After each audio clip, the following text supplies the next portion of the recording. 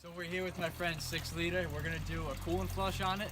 So first we gotta pull off the cap off the reservoir.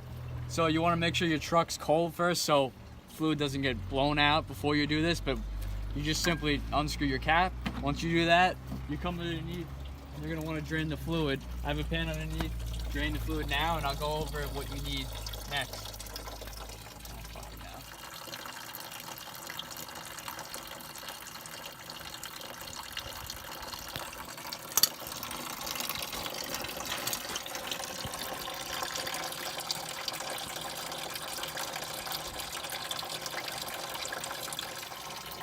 So to drain the coolant out on your 6 liter, you're gonna need an adjustable wrench.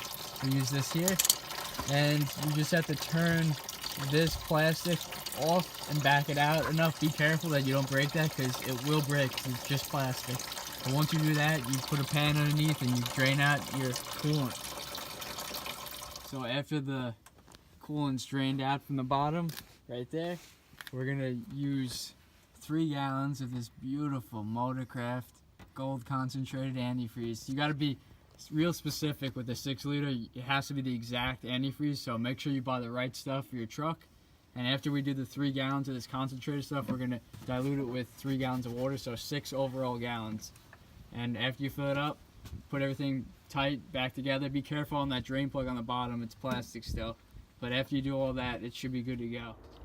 So after you fill up your reservoir and all your coolant's in there and properly mixed, then you're going to want to start up the truck without the cap off. So take that off, start the truck up, and let the bubbles rise out through the cap. And then after that, you should be good. You may have to add a little bit more fluid depending on how much bubbles come out, but then put your cap on. Make sure it's really tight on these 6 liters. It's very important to keep it tight, and if it's leaking, definitely replace it because that's something that tends to go on these trucks. If you have any questions, drop them down in the comment section. Take care, guys.